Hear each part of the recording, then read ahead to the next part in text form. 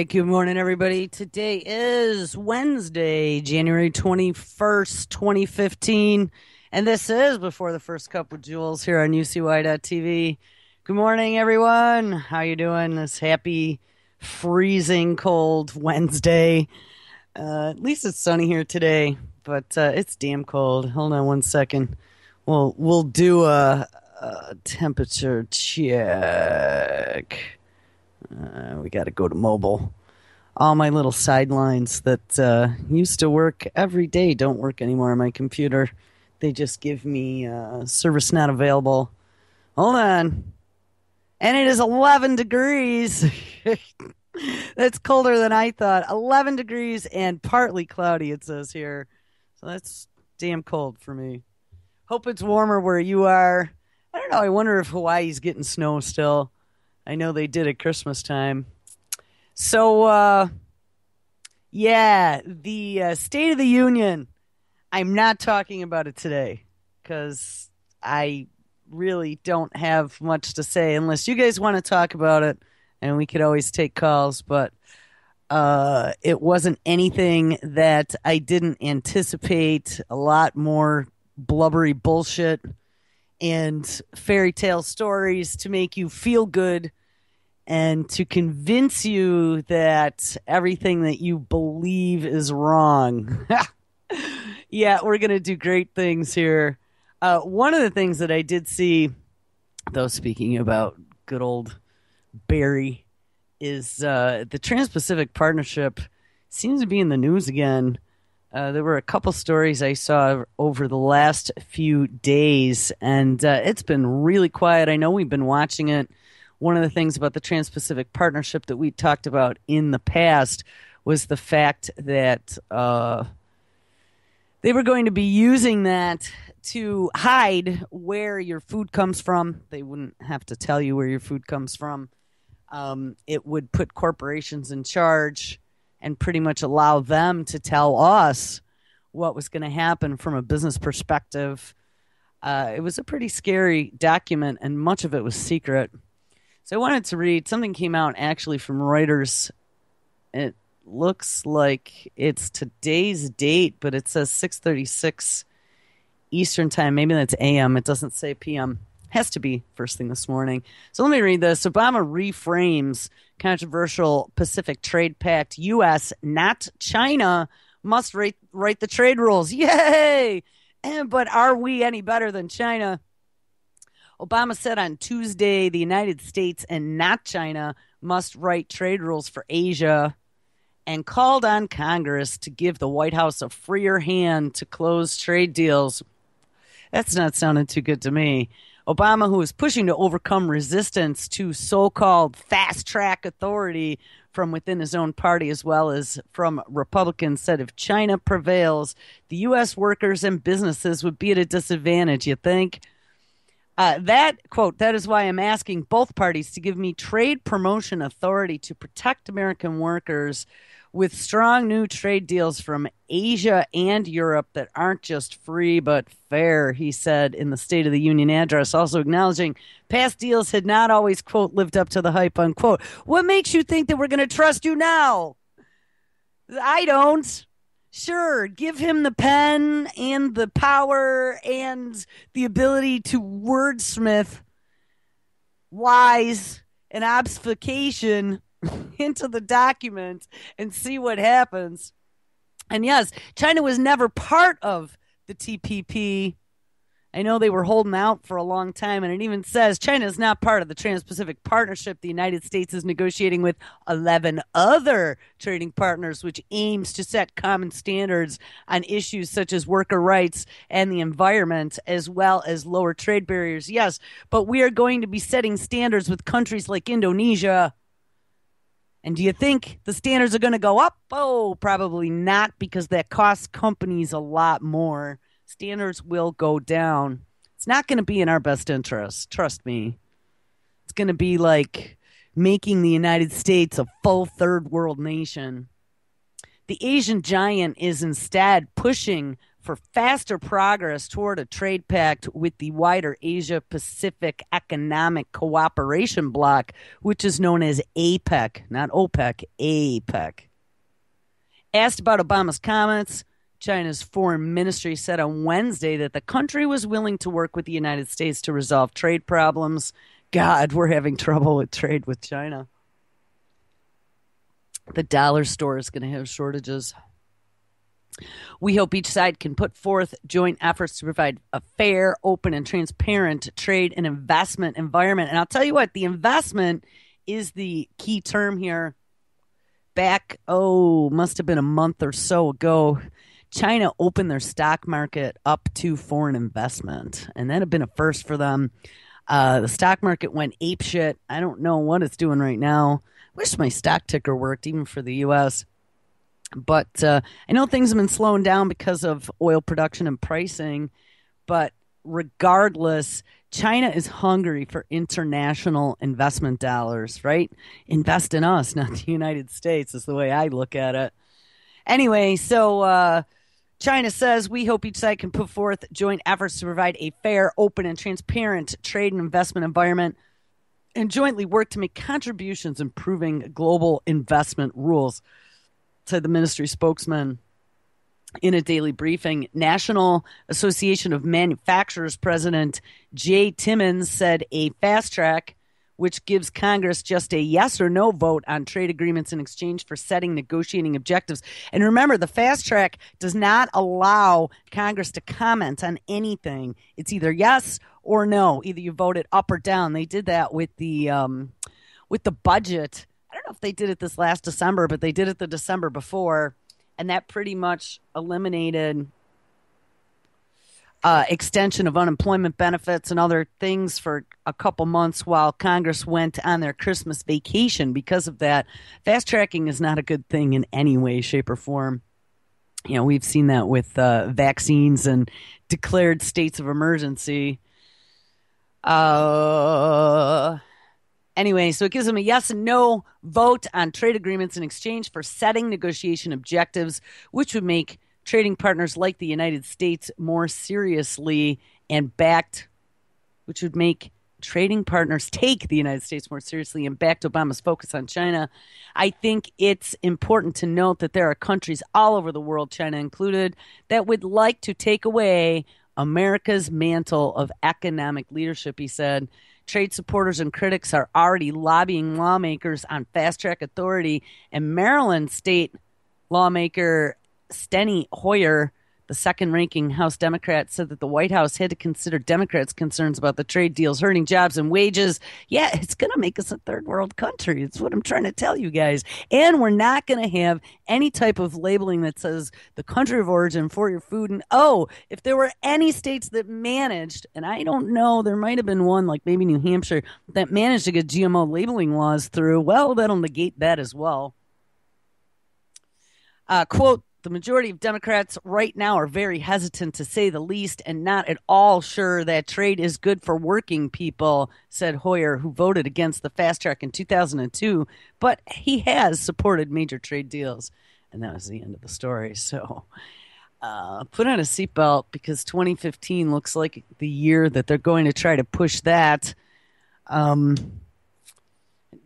Not a good idea, in my opinion. I don't know about you, but I know I don't want to be eating Chinese slaughtered chicken. And now, especially since they're doing mass cullings again with bird flu, don't see how shipping our chickens to be slaughtered and processed and then sent back to the United States has ever been a good idea, but especially now. There was one more story that I found last night on TPP. Hold the phone. We will see if we can locate this. Oh, how's everyone doing for a Wednesday? I get some sleep, so it was always a good thing. Here we go. Repealing the TPP. So that wasn't even actually like the TPP. That was just the addition to the TPP, including China. This one's from Global Research. Repealing the Trans-Pacific Partnership. Fast track, not a done deal. The people will stop it. Well, so we hope. Fast tracking is never a good thing. That means that people don't read. That means that people can't line item veto. That means you can't make any changes and additions. I mean, that's like someone handing you a loan agreement and saying, yeah, you can read it, but there's no argument, and make sure you sign it. And you know what? Don't worry about the fine print. All right, this starts out. There is bipartisan opposition in Congress to fast track, and a large movement of movements mobilized to stop it. Well, good for that. The corporate media is reporting that since the Republican leadership and Obama support fast track trade authority, it is a done deal. And that message, also heard by countries negotiating the TPP, is driving the race to finalize that agreement. The truth is, fast track is not a done deal, and there is bipartisan opposition in Congress, and a large movement of movements organized to stop it. Across the political spectrum, there is mass opposition to fast-tracking the secretly negotiated TPP, which is the Transatlantic the Transatlantic Partnership, and the TTIP, which is the European Transatlantic Trade and Investment Partnership, also known as, AKA, TAFTA. Wow, that's almost like if you put an N at the beginning, wouldn't that be NAFTA? And look at what that did for us. The AKA TAFTA, which is, I'm not even sure what the TAFTA stands for. And also the Trade in Services Agreement, which is abbreviated TISA. So we have the TPP, the TTIP, which is AKA the TAFTA, and the TISA. Wow, nothing like going out of your way to confuse the shit out of normally confused Americans. People remember, hey, look, he brought it up. People remember the impact of NAFTA on job losses. Yes, I do. Destruction of Mexican agriculture, expansion of inequality, environmental degradation, and increased immigration. The most recent South Korean trade pact, which Obama touts as a success, is leading to similar results of lost jobs and an expanding U.S. trade deficit. Members of both parties know that Obama will be out of office when the negative impacts of these trade agreements are felt.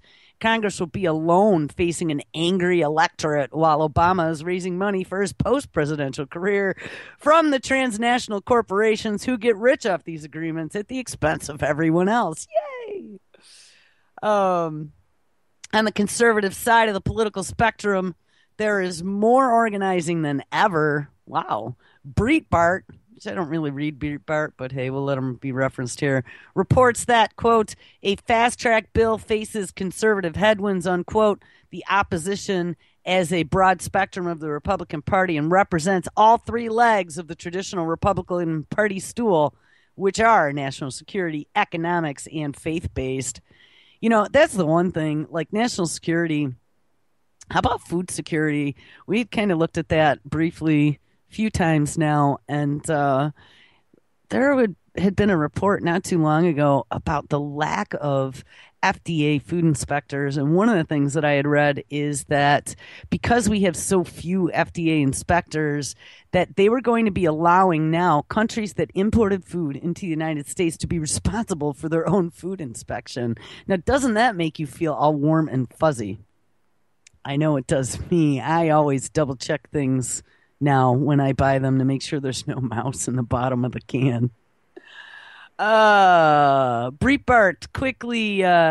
quotes Rick Manning of Americans for Limited Government expressing concern about the secrecy surrounding the trade agreements, a concern shared by colleagues across the spectrum. Quote, we don't know what's in it. We do know that this is a huge grant of authority to Obama. Dana Milbank, writing for the Washington Post, notes how for 6 years Republicans have railed about Obama usurping power and the irony of its leadership now wanting to give Obama massive expanded power through fast track. He highlights the Tea Party opposition to fast track and notes that roughly 30 House Republicans have already been on record opposing the trade legislation. The conservative activist base predicts that number is growing. I hope so. And if the Republicans can do anything good for us, it would be to stop this crazy shit. Conservatives have taken to calling the trade deals Obama trade and do not want to see the Congress give away its authority under the Constitution's Commerce Clause to, quote, regulate commerce with foreign nations. And that is true. The fast track pretty much makes all of our elected officials in Congress duds. They just have to stamp it or no stamp. That's it. And Manning describes the fast track as Congress's, quote, effectively tying its own hands, unquote. In a press statement quoting multiple conservative leaders, the TeaParty.net leader Niger Innis builds on Manning's point, describing fast track as ceding additional legislative powers to Obama that would be a monumental failure of the congressional Republicans. I mean, I don't care what team you're on. Just don't let this go through. I mean, I think they all should be worried about this. This is going to be our food security future. This is going to be our jobs. This is going to be knowing what is in our food. This is going to be the middle class being sucked out. And how ironic that part of the State of the Union was talking about the middle class and how great it is, where on the flip side, out of the other side of his mouth, he's having these secret trade discussions that are going to suck whatever is left in this country out. And it won't even be like a straw with an orange. It's going to be like super slurry through an orange. It'll go quick.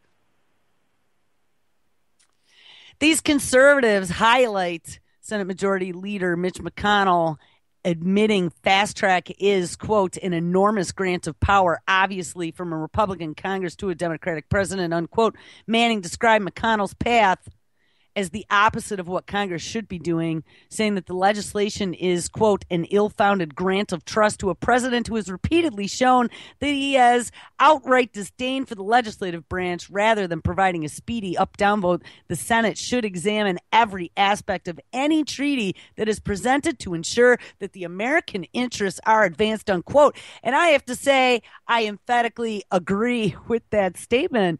I mean, how can we trust this man? We can't. Why would we give him more power? We shouldn't. We should be locking down on all these usurped powers. We should take away his RoboPen. And our Congress should be doing the jobs that they were elected to do, which is represent the interest of the people.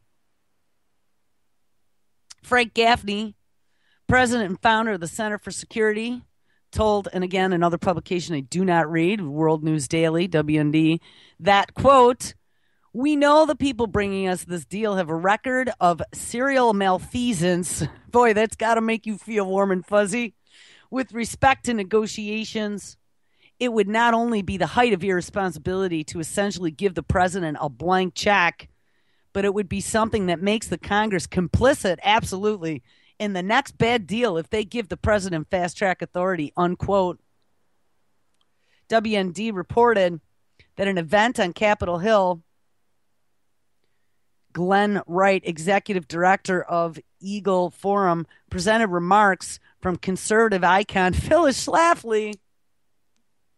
Hey, I heard Phyllis Schlafly's quotes. They play her at the top of the hour on RBN. I don't know. She's pretty conservative. People say a lot of nasty things about her, but I've heard her say some good things. I don't know anything about her, but just funny to see her name. Good old Phyllis Schlafly.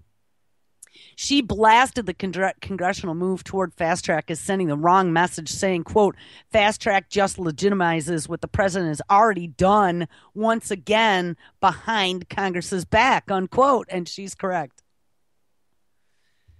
Religiously conservative Sandy Rios, the director of government affairs for the American Family Association, emphasized opposition to the trade agreements because they undermine the traditional role of the United States in using its economic might to expand freedom around the world, saying, quote, wisdom dictates that America must use all means at its disposal to resist religious prosecution. Come on, this isn't about religious prosecution. I'm not even going to read her comments because that pisses me off. It is for this reason that American Family Association opposes passage of fast-track legislation that negates their ability to change, and it does. It negates their ability to change the Trans-Pacific Partnership to end oppression in Vietnam, Brunei, and Malaysia. And it does. I mean, these are nations where these people work for slave wages, pennies a day, and don't think that that isn't going to be coming to America if we ink and allow Barry to ink these secret trade agreements. Why do you think they're secret? They're not secret because they're proud of them. They're secret because they're hiding shit in them that they don't want you to know about. All corporately financed leaders of governments. I just actually saw something just before I came on air. Let me just see if I can see that headline. I don't remember which page I posted it on. I think it was on Behind the Curtain, actually. And it was The Rich Are Getting Richer. 80 of the richest people in the world, get this, have the wealth of 3.5 billion of the world's poorest people. Now, if the writing isn't on the wall there, I don't know what is. All right, let's get back to the story. This is kind of, holy crap. This is a long story. I don't know if we're going to read this whole thing. Jeez. And I don't even know where I was. All right, here we are. Conservatives, like progressives, want the trade agreements to be considered under regular order, which would allow, and yes, this is not with fast track, it would allow for unlimited debates and amendments, and we want that ability. We want to be able to call bullshit on a line item, debate it viciously, and then come up with changes and amendments to the policy. Okay, we don't want to just rubber stamp it and say, sure, go ahead, Barry. You do whatever you need to do to make shit happen. We don't need that. We don't need that. And we're going to have corporations leaving the country, just like they did with NAFTA. They went down to Mexico, car producers, produced them a lot cheaper with the labor, and then they sold them back here. Trans-Pacific Partnership, from some of the secrets that leaked out, from what I've read, will allow corporations to go to countries like Malaysia to use the 12 cents an hour labor to produce their goods where there aren't any environmental laws like we have here, and then force the United States to purchase the products, not holding them to any slave labor concerns or environmental concerns. And they can come after us and sue if we don't accept the product. On January 8th, a large coalition of progressive and liberals organizations joined with more than a dozen members of Congress to express opposition to Fast Track and the Trans-Pacific Partnership. Larry Cohn, president of the Communication Workers of America, described the coalition as, quote, the largest coalition to ever oppose global trade agreements representing tens of millions of Americans. Representative Rosa DeLauro, Democrat of Connecticut, who is leading the opposition on the Democratic side in Congress, echoed Cohn's views, saying, quote, this is one of the broadest advocacy coalitions we have ever had. There is no reason why we should exacerbate the loss of jobs and lower wages in the United States. It's exactly what I'm saying. This is not in our best interest. We should all be standing up, screaming, saying we don't want this shit at all. Opponents on the left argue, quote, that the president is asking for carte blanche to hammer out trade deals that would cost American jobs, weaken food safety and financial regulations, and undermine environmental and labor standards, unquote. When Obama toured the country to discuss the economy, he avoided mention of the trade agreements as he knows the Democratic base opposes them. But even without mentioning them, yeah, because the Democratic base all remembers NAFTA. But even without mentioning them, people in Detroit took the opportunity of a presidential visit to express their anger. And look, yes, Detroit, like I said, NAFTA and the car companies, and they shipped them all to Mexico. I watched that firsthand. Politico reports that even before he landed, Obama was being attacked by labor, Hill Democrats, and others in his base for his call for new trade deals. Reuters reports that the local officials said, quote, the Korean Free Trade Agreement has helped that country's auto industry significantly more than the U.S. sector, unquote. They told the president that trade agreements would hurt manufacturing jobs like those in the resurgent auto industry. And yeah, speaking about resurgent auto industry, I want to make a side note of a story that I saw yesterday. And I guess I didn't realize this until probably about a year ago. But, you know, back when I was a kid, having a parent that worked in the auto industry in manufacturing, I was made very aware of the competition between the U.S. car manufacturers and the Japanese car manufacturers. When NAFTA happened, I was made very aware of what NAFTA meant to Detroit and how the automakers were moving production down to Mexico where there was much cheaper labor. And I think they made like the Aspire, one of those little tin can cars down there. Um, and I was brought up to believe that foreign cars were bad. They were bad for the economy. Now, I got to tell you, years later, so I've never owned a foreign car.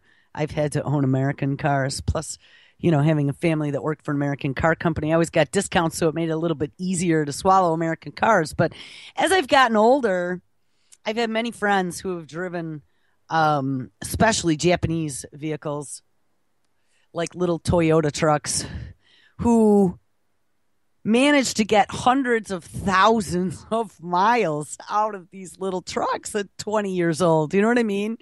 And so I took another look at foreign vehicles, and something I then discovered that I guess I never realized is that a lot of the foreign car manufacturing actually sprung up down in the United States South. I don't know if you knew that, but there's a lot of foreign car manufacturing that is now going on down in the south of the United States, and they pay pretty decently.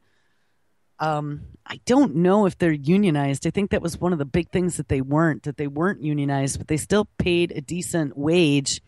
But I just saw Toyota was moving their new U.S. headquarters to northern Texas. I think it was Plano, maybe. That was yesterday.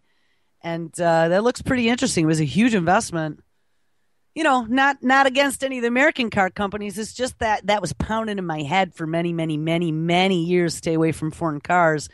And one of the reasons was because they weren't being manufactured here and it was taking away from U.S. jobs. But that is not necessarily the case today.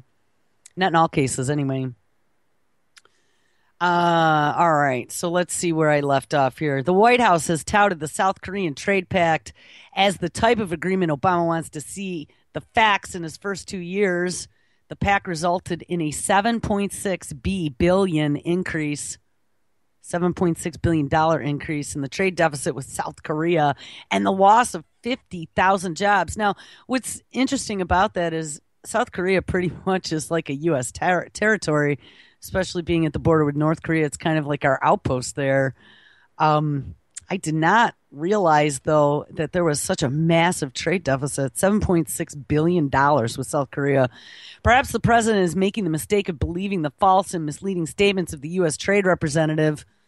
Lori Wallach, the director of the Public Citizens Global Trade Watch, said, quote, "The fact that the Korea deal has resulted in a worse trade deficit and more lost jobs has had a very chilling effect on public and congressional support for the TPP and fast tracking."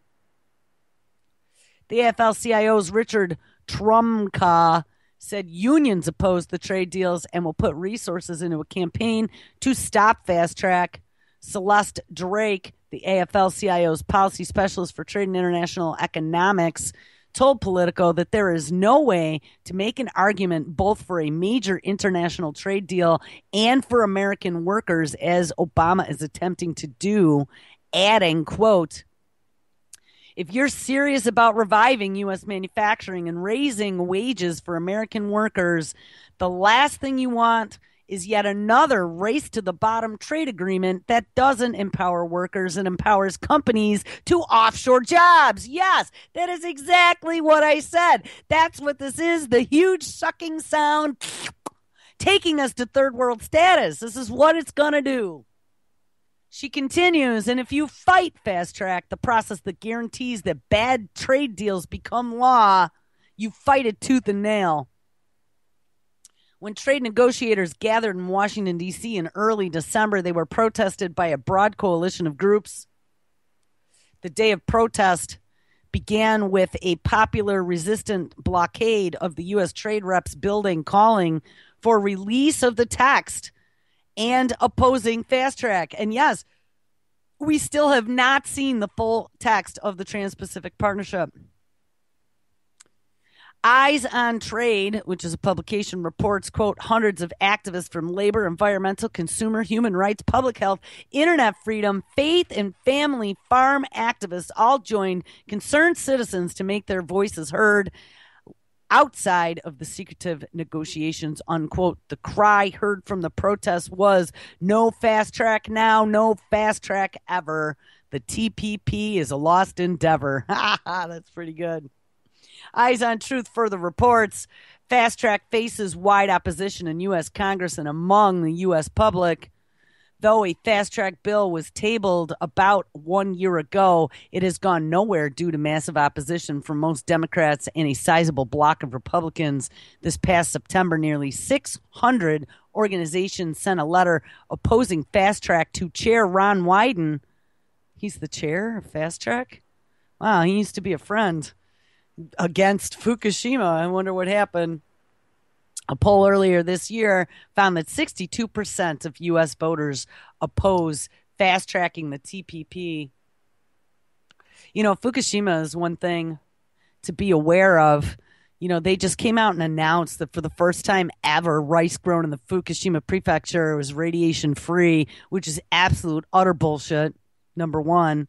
But if something like the TPP went through where they don't have to publish the country of origin on your food, and I mean, a lot of food doesn't publish their country of origin now, I've noticed. But especially if the TPP was passed, you will never know where your rice came from or where your tea came from. And I don't think that that's a good thing at all. I like to know where my food comes from. I'm very particular about things. Indeed, a year ago,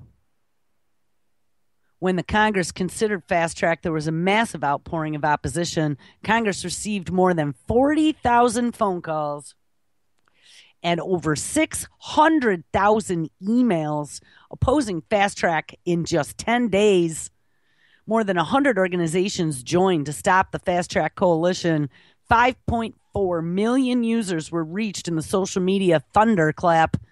And 50 rallies and protests were held in the U.S., Canada, and Mexico. Yeah, remember, too, there's that whole North American Union that I don't know if they ever got that fully going or not. I know that the borders are pretty open now between Canada and Mexico, though you still need a passport or some sort of citizen driver's license to cross over. But I know at least for trucking and products passing through, they pretty much opened the door. In November 2014, the opposition to TPP grew significantly when the world's largest trade union, the International Trade Union Confederation, representing 176 million workers, added their voice to the growing list of organizations and individuals speaking out against the trade pact. I mean, you guys see where this is going, right? This is part of everything else that's going on. It is the push toward globalization. Globalization is not a good thing.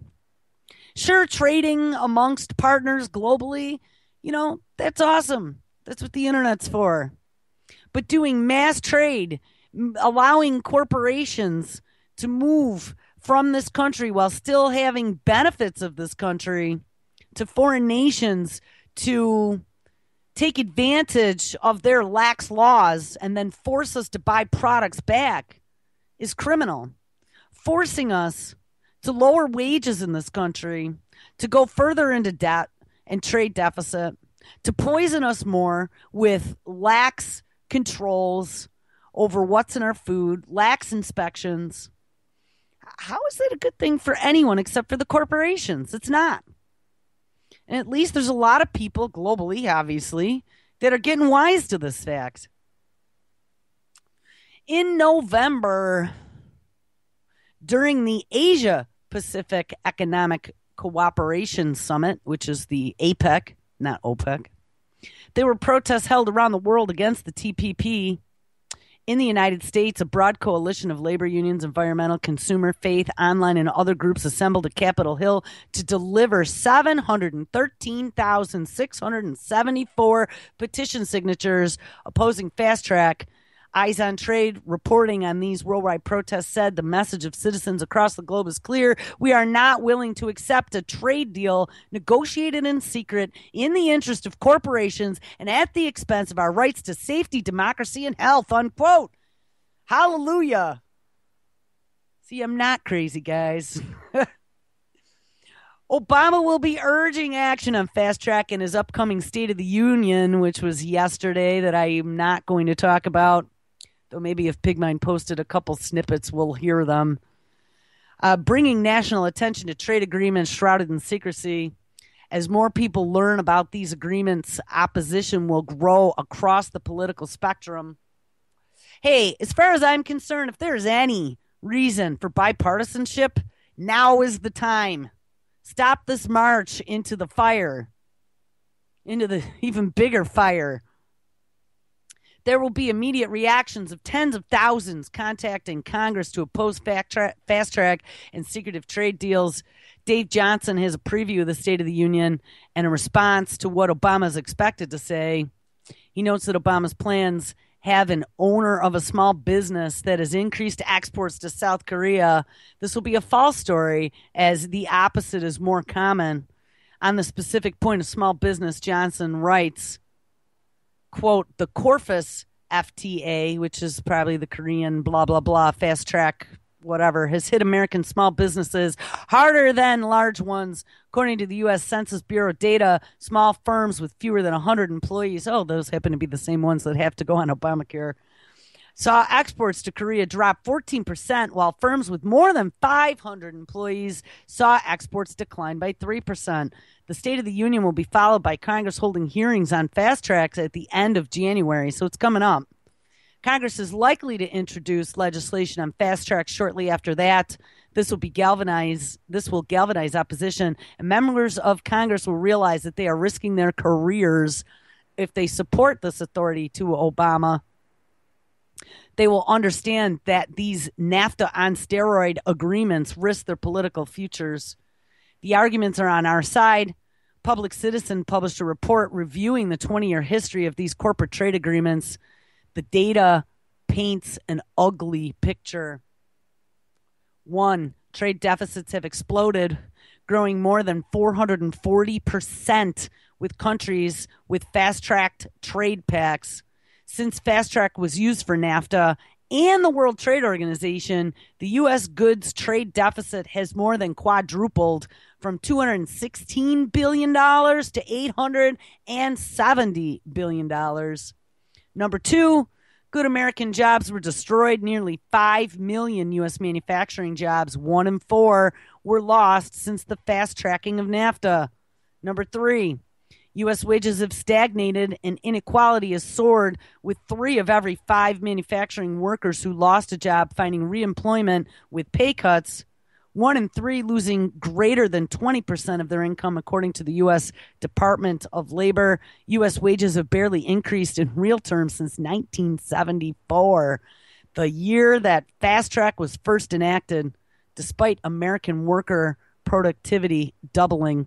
And, that whole productivity thing, I got to tell you, back in, it must have been the early 2000s, right around the first big crash. So maybe 2002, 99 to 2000, maybe it was the big first stock market crash when Nortel went belly up the first time and we all lost all kinds of money.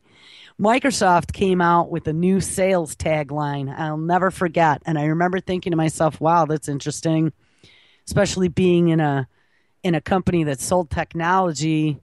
Microsoft's new mantra was do more with less. And I was like, that's weird. Don't we want people to do less with more or do more with more? Why would we be pushing the mantra, do more with less? That's not the American way. And do you know, it hasn't changed since then.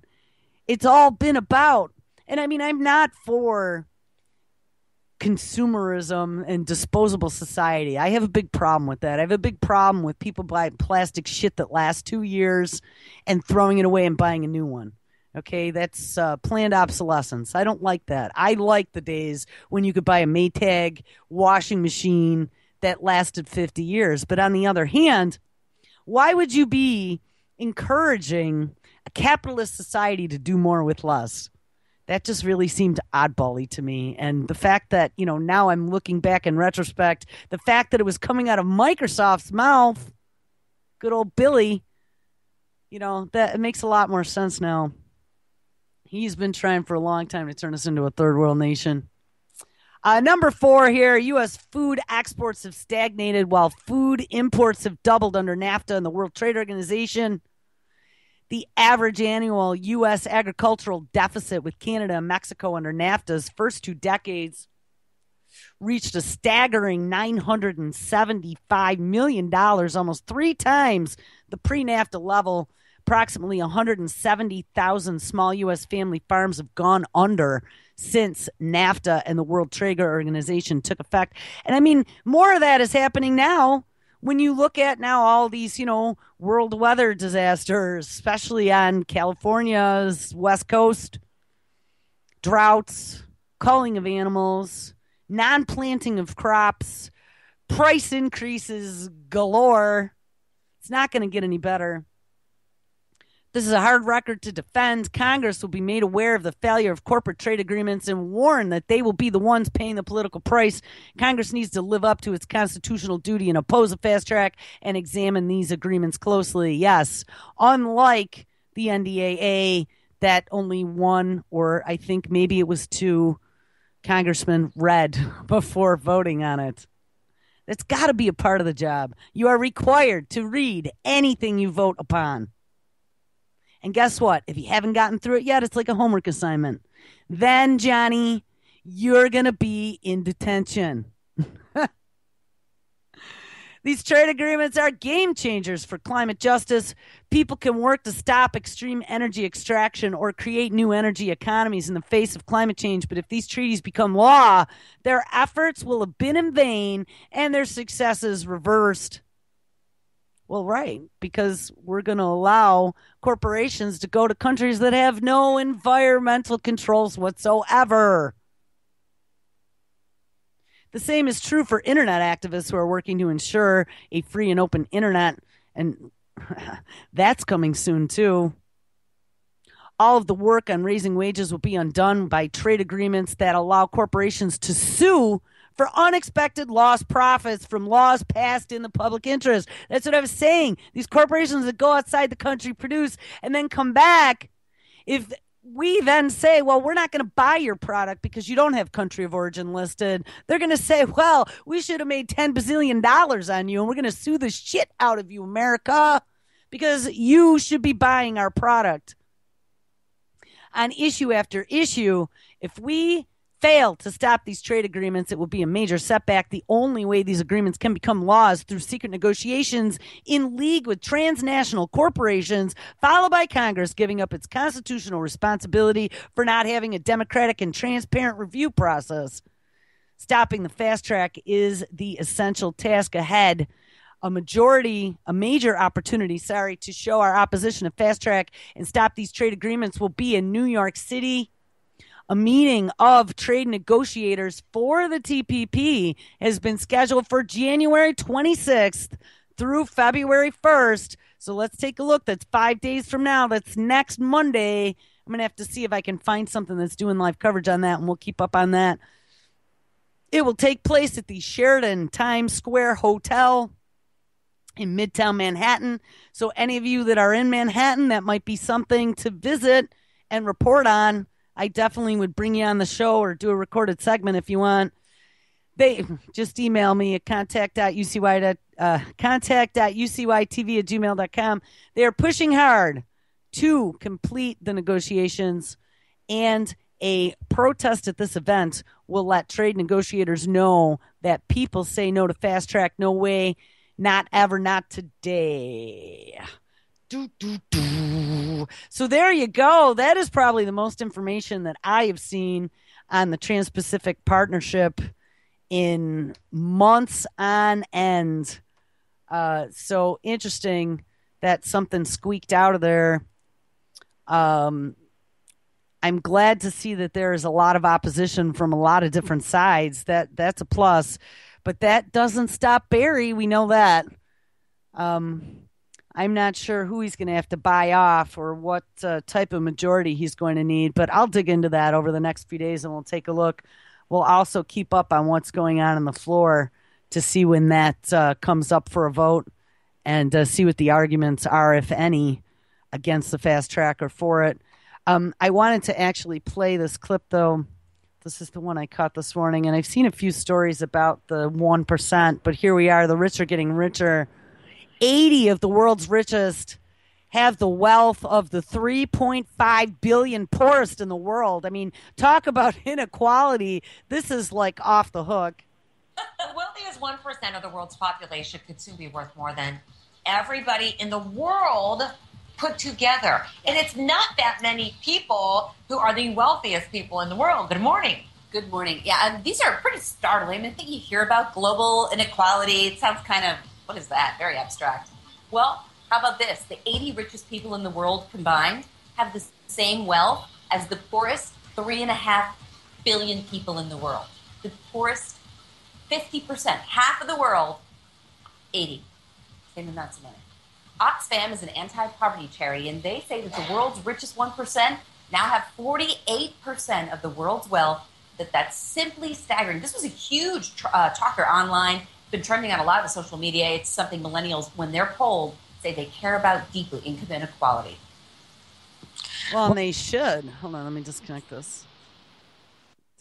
They should. That's highly disturbing.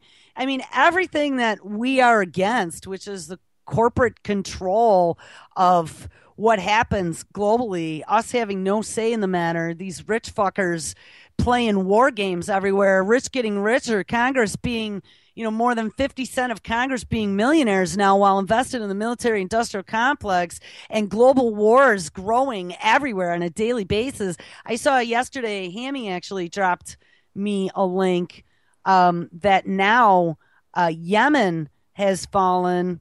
They had the, here we go. This is pretty significant as Yemen is kind of the doorway to Iran. Rebels capture Yemen's presidential palace.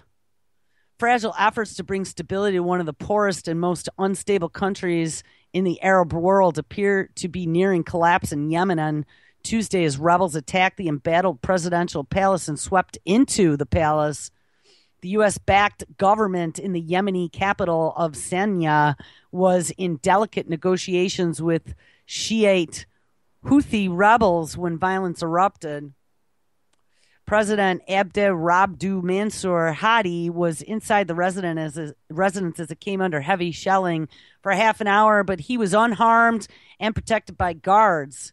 At the same time, rebels took control of the presidential palace and were staging a coup, said Army Commander Colonel Saeed al-Jamani, who leads the Presidential Protection Force. This is a coup. There is no other word to describe what is happening but a coup, adding that the rebels were likely aided by insiders.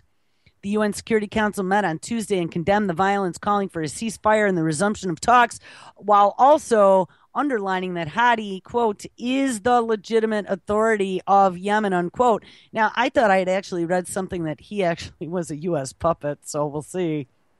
In Washington, the State Department said that it is closely monitoring the events, but no decision has been made on whether to close or evacuate the U.S. embassy there. Oh, that should be interesting. Are you not seeing echoes of Libya?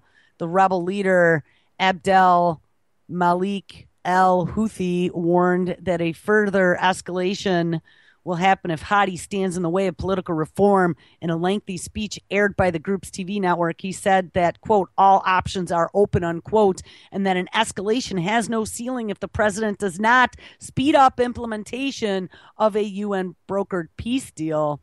That deal would grant the rebels greater power and shake up a committee tasked with drafting a new constitution.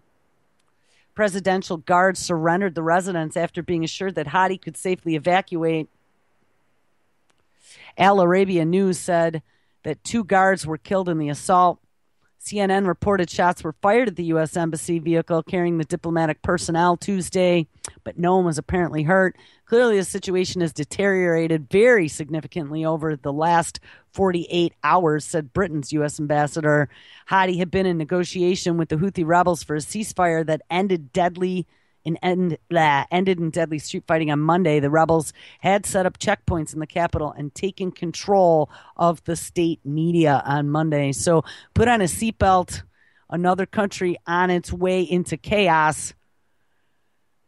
I mean, how many now? It's just unbelievable.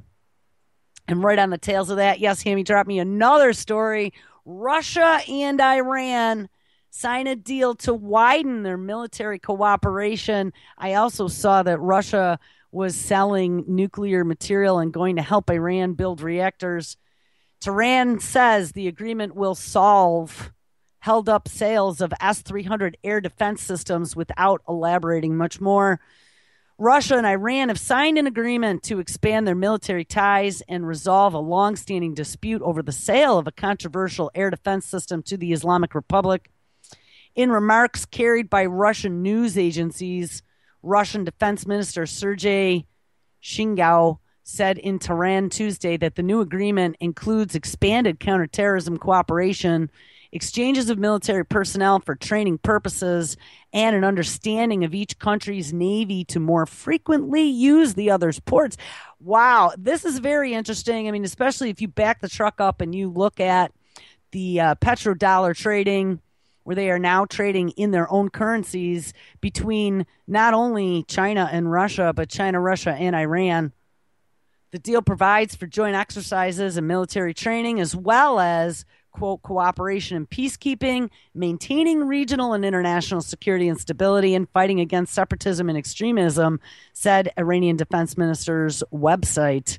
You know, I mean, this is, again, a second proxy war. We saw the first one. Well, there's three of them now, huh? Because we have Ukraine between the north and the south, east and the west, in the north and the south. We have Syria, Russia, and the United States against Assad and the rebels, deciding who's going to win there. And now we have Iran, U.S. against Iran, Russia helping to bolster them up. Russia has long been Iran's principal foreign arms supplier, but their ties took a major hit in 2010 when Moscow canceled the contract to deliver the advanced S-300 ground-to-air missiles, citing UN sanctions imposed over Tehran's nuclear program. Iran demanded $4 billion in compensation for the cancellation of the $800 million order. The two countries have also decided to settle the S-300's problem, the Iranian defense minister said on Tuesday, without elaborating. You know, this is a further march here toward World War III. This is totally uncool, in my opinion. Suji did not. Oh, hold on one second here. All right. Suji did not mention any prospective arms deal or the ongoing controversy over the Russian contract to deliver the S-300 system to Iran. Russia signed a 2007 contract to sell Tehran the S-300 system, but the weaponry was never delivered among strong objections by the United States and Israel. Yes, and Israel has reinserted itself as to the center of all terror. They are just victims of everything in Europe now. Iranian defense, and Israel's been the one that's been chomping at the bit to go bomb the shit out of Iran for quite a while now.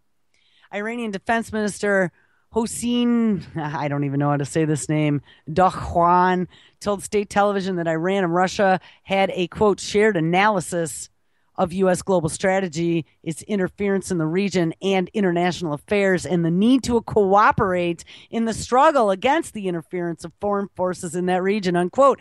And boy, isn't that the truth. As Russia has been hit by Western sanctions over its involvement in the conflict in Ukraine, it has stepped up its economic ties with Iran in the past year. The two governments are also allied with Syrian President Bashar al-Assad in his nearly 4-year-old conflict with Western-backed rebels. And yes, that's exactly what I said. So the sides are lining up very nicely now. And it's a pretty ugly picture that they're painting. So I don't know. And then we have the bullshit artist coming out painting this picture of all the things that he's going to do to fix all the bullshit that's happened over the last 6 years. And boy, just the people who are absolutely clueless believe every bit of it. It's pretty disgusting. I don't know if I'm going to have time to run any clippies of Obama selling bullshit to people. I don't see anything that's catching my attention right now, so I'm going to have to wait until tomorrow on that one. Trying to see if there was anything. What we'll have to wait for is somebody putting out a clip where they take 57 clips of Obama saying the same thing over and over and over again in his lecture full of lies. There actually is one thing here. If you want to talk about Russia in the last minute, Pigmine. I don't know what's playing. So I guess we're not going to be able to. Something loaded and something is playing, and I am not sure what it is. But it's an ad somewhere. Maybe if I kill this. Hold on, we'll try one more time. Let's see. I don't know what's playing. Don't you hate that when these ads just play and you don't know where they are, and nothing is even giving me a little sound icon to know. We'll try one more time. But you'll find more TV. What the fuck?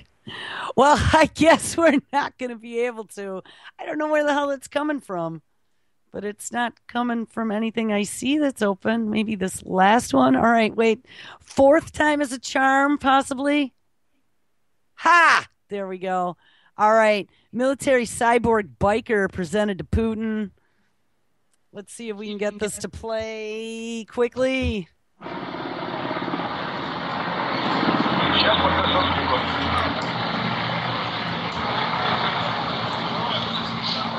I guess there's no narration, so that was a bust anyway. Russia's military is busy building autonomous tanks, unmanned vehicles, and other weapons. One we won't be ashamed of in the 21st century. Putin visited the Research Institute outside of Moscow and was shown a combat robot. It is a robot on an ATV, and it sure as hell looks like a Polaris. So there you go. I'll drop it in chat. And that's the end. Today is Wednesday, so make sure you guys stick around tonight. We got Josh on live at 6 p.m. The boys from New York continue a condition with guest Prepper Chick tonight at 8 p.m. Eastern. Truth or Talk, David Berkman at 9, and Hands Free Radio with Nick and Beetle on p.m. Eastern.